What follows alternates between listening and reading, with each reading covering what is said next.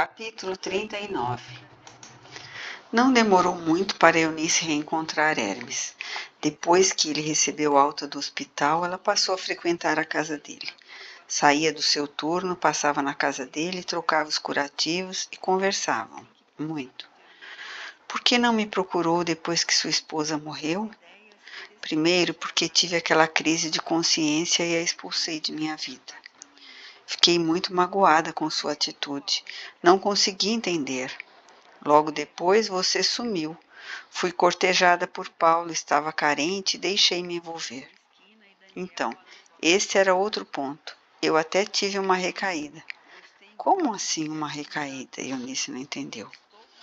Um amigo me convenceu de que eu estava sendo muito cruel comigo, me punindo, sendo injusto com os meus verdadeiros sentimentos, que eu deveria reconsiderar, parar de me atormentar e procurá-la.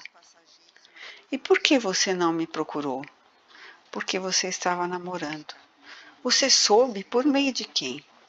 Encontrei um conhecido do hospital que comentou. Eu não achei justo atrapalhar novamente a sua vida. Daí tive a certeza de que não era para ficarmos juntos. Sofri, chorei, confesso que foi um dos piores momentos da minha vida. Hermes emocionou-se. Eunice pousou a sua mão sobre a dele e, passando a emoção, ela considerou. Antes tivesse me procurado. Por quê? Eunice sentiu um calafrio, rebateu o pensamento negativo que tentava chegar e se instalar em sua mente. Não quero pensar, não quero sentir, não quero nunca mais falar sobre isso. É um assunto que não me pertence mais. Chega. Mas nada, Hermes. Estou muito bem resolvida hoje. Sei pelo menos o que não quero. Isso está bem claro para mim. Ele riu, puxou as mãos dela entre a deles e a beijou. Eunice sentiu um estremecimento. E sabe o que quer? Ela não respondeu de pronto. Pois eu sei. O que é? Hermes soergueu o corpo da cadeira, aproximou seu rosto do dela e os lábios encontraram-se. Foi um beijo longo, demorado, apaixonado. Sentiram um calor tomar conta dos seus corpos. Com cuidado para evitar tocar o braço e parte do rosto, envolto com as ataduras, levantaram-se e abraçaram-se. Hermes, quanto tempo! Eunice, como eu sonhava com isso. Não tenho ideia de como eu desejava reviver esse momento. Achei que nunca mais na vida fosse vê-la em meus braços. Eu tenho tanta coisa para dizer. Não diga mais nada. Ele a beijou com sofreguidão. Em seguida, puxou-a delicadamente pelo braço e foram para o quarto. Despiram-se e entregaram-se em uma noite inesquecível de amor. 3 meses depois, Eunice e Hermes se casariam e viveriam uma linda história de amor, que duraria muitos anos. Hermes morreria primeiro, na véspera do Natal de 1997. Eunice morreria na virada do ano 2000. Melissa e Daniel casaram-se em Teófilo Otoni. Passaram a lua de mel em Poços de Caldas e alugaram um sobradinho de 2 quartos no bairro da Vila Mariana, em São Paulo. Insatisfeito com o trabalho no banco, Daniel confessou à esposa. Não aguento mais, eu não nasci para isso. E por que continua lá? Porque precisamos pagar nossas contas, temos aluguel, comida, despesas, logo vamos ter filhos. Melissa fez um gesto delicado com a cabeça. Podemos esperar para ter filhos. Eu sei, os filhos podem esperar, já as contas vêm todos os meses. As fotos na revista deram um bom dinheiro. Acha que é a profissão que quer? Ser manequim? É. Por que pergunta Daniel? Porque acho que estamos em um momento de nossa vida que podemos decidir o que queremos de verdade. Ainda dá tempo de refletir melhor sobre a carreira que desejamos. Ela pensou e remexeu a cabeça. Não, definitivamente não quero ser manequim. Passou. O que você quer? Escrever. Daniel levantou o sobrolho. Escrever? Como assim? Escrever artigos, coluna de revista, de jornal. Quer ser jornalista? Sim. Escrever sobre o que, meu amor? Sobre comportamento feminino. As moças não têm com quem conversar. Elas não podem se abrir com suas mães, tudo é tabu, tudo é preconceito, tudo é feio, tudo é proibido. Não estou entendendo. Melissa respirou fundo, refletiu e sentiu ser aquele momento certo para uma conversa séria com o marido. Ansiava ter esse diálogo com Daniel. Queria falar sobre sua vida, sobre os abusos e a violência que sofrera dentro de casa, sobre Jurandir, sobre as humilhações. Tomou coragem e começou a relatar. Foram horas de conversa. Houve choro, emoção, raiva, tristeza, abraços, beijos e admiração. Muita admiração. Quando finalmente Melissa terminou de relatar absolutamente tudo, Daniel olhou de outra forma. Você é muito mais do que a mulher dos meus sonhos. Você é uma guerreira, uma pessoa que não precisaria nem estar comigo. Não diga isso, meu amor. É a mais pura verdade. Você é forte, Melissa. Tem um espírito que exala firmeza, coragem, decisão, justiça, que luta pela verdade, que se põe em primeiro lugar, que não se deixa corromper. Ela se emocionou. Daniel prosseguiu. Você poderia ter ter se feito de vítima, ter aceitado calado os abusos de Jurandir. Poderia nunca ter me contado nada, com medo de eu abandoná-la e não a compreender. Eu poderia não aceitar. Eu sei, sabia que correria esse risco. Porque você tem um amor muito maior por si, porque por mais que me ame, antes de tudo, tem profundo amor e respeito por si mesma. É o que admiro em você. Eu a amo por tudo isso e muito mais. Abraçaram-se e beijaram-se com amor. Daniel prosseguiu. Agora entendo e apoio você para se tornar colunista. Você tem de alertar essas jovens, ser o que sua mãe não foi. Você tem que ser uma ouvinte, a conselheira, a orientadora, a amiga. Tem que ser uma espécie de irmã mais velha. A tia que não tem preconceitos. A prima que vai orientar sem julgar, sem criticar. Isso, tornou Melissa, os olhos brilhantes de emoção. É o que quero fazer na vida. Orientar essas meninas como uma palavra amiga, com informação, como se fosse aquela amiga com quem elas se sentem seguras, podem se abrir e em quem pode confiar, sabe? Daniel tornou apreensivo. No entanto, há algum periódico que aceitaria uma coluna tão para frentex assim? Vivemos uma época que cheira a mudanças. Você sente isso? Você não sente, amor? Não sei. Não percebe a mudança no comportamento, as meninas usando minissaias? Isso ocorre lá em Londres. Será que a moda pega aqui? Vai pegar, eu sinto. Conheci uma colunista muito simpática quando fui ver os negativos para a revista de moda. Ela me disse que a empresa está para lançar uma revista feminina. Quer gente jovem com novas ideias. Ela me fez um convite. Vou tentar, arriscar. Pois tente. Eu quero que você também tente, Daniel. É? Sim, nem que eu tenha de fazer bolo e vender na rua. Não quero vê-lo mais acordar mal-humorado, triste e sair de casa como se fosse a caminho de enfrentar uma batalha, uma guerra. Você tem muito potencial. É apaixonado por uma sala de aula. Luiz Sérgio está indo bem com a corretora de seguros. Passou o escritório de contabilidade para frente e está querendo investir em educação.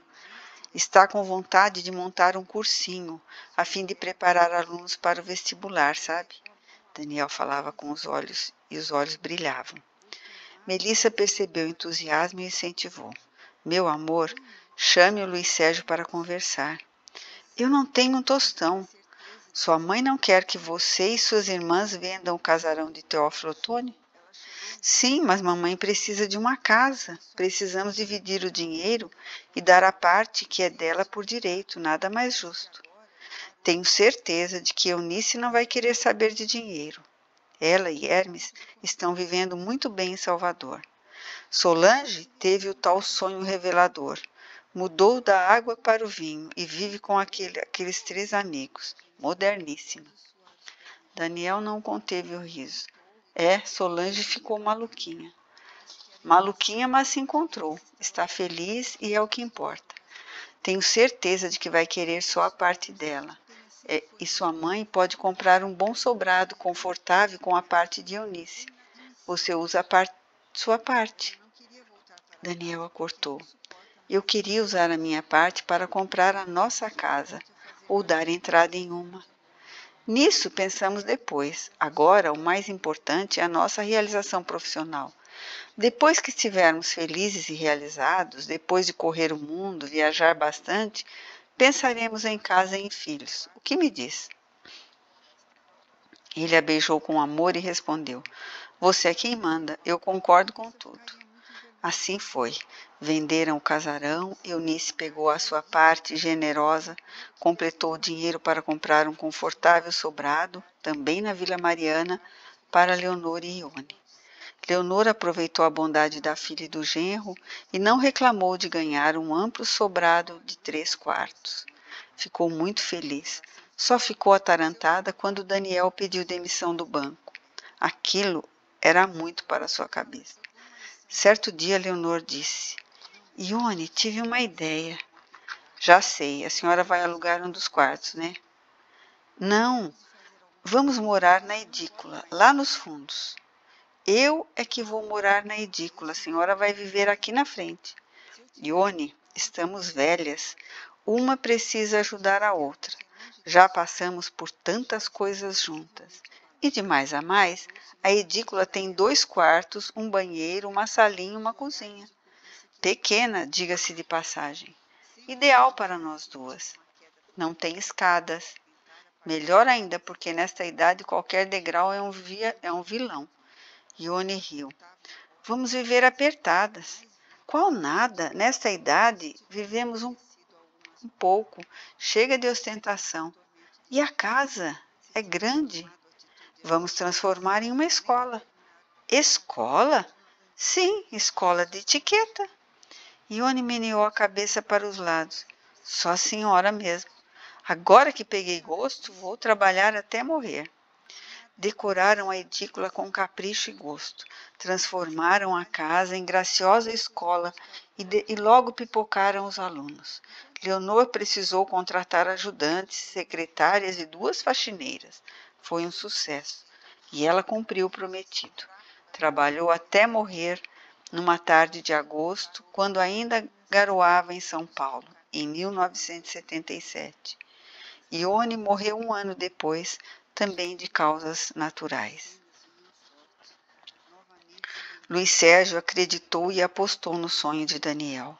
Fizeram sociedade e montaram um cursinho. Logo depois da venda do casarão de Teófilo Otoni, Daniel entrou com a sua parte de dinheiro no negócio e pediu demissão do banco. O cursinho no começo era algo bem tímido, com meia dúzia de gatos pingados. Daniel não desistia. Acordava com bom humor, saía de casa cantarolando, pegava o ônibus e descia no Vale do Anhangabaú, como se estivesse descendo rumo ao paraíso. Logo, os alunos começaram a fazer a velha e boa propaganda à base do boca a boca, e o cursinho foi ganhando mais alunos. Muitos passavam nas melhores faculdades, e a credibilidade do cursinho, por conseguinte, se firmava. Em 5 anos, aquele cursinho tinha alunos saindo pelas janelas, e todos disputavam a tapa as aulas de Daniel. Eram aulas dadas com paixão, com alegria, com vontade, com alma. Daniel encontrara finalmente a sua vocação. O mesmo ocorrera com Melissa. Timidamente respondera uma pequena cartinha para uma leitora que tinha dúvidas sobre menstruação. O assunto não era tão corriqueiro como nos dias atuais, mas Melissa escrevera de maneira tão didática, tão leve, tão agradável, que logo a redação da revista recebera um monte de cartas, de leitoras de várias idades. Com o despertar da revolução dos costumes, começou a discursar sobre os novos comportamentos da mulher, de maneira franca, direta e natural. De uma coluna mensal, passou a ter uma coluna semanal. Depois, pulou para uma coluna diária. Daí veio o convite para escrever para um jornal respeitado, de grande circulação. Em seguida, veio o programa de rádio. Alguns anos depois, viria o programa de televisão. Mais à frente, abraçaria as redes sociais. E Melissa se tornaria uma das figuras mais carismáticas e queridas da mídia. Com as carreiras consolidadas, consagradas e realizados na profissão, o casal resolveu chamar a cegonha. Primeiro veio Maura, em 1971. Depois, ela engravidou durante os Jogos Olímpicos de 1976 e, enlouquecida com a ginasta de 14 anos que só tirava nota 10 e conquistara o mundo, resolveu dar o mesmo nome à segunda filha, Nádia. E, para sua surpresa, alguns anos mais tarde, em 1981, Melissa deu à luz um menino, Bruno, uma maravilhosa surpresa para o casal. Em vez de ser o clássico filho temporão, mimado e estragado pelos pais, Bruno cresceu um menino independente, alegre e espirituoso. Formou-se engenheiro químico, envolveu em extração do pré-sal. Casou-se e está louco para ter um bebê.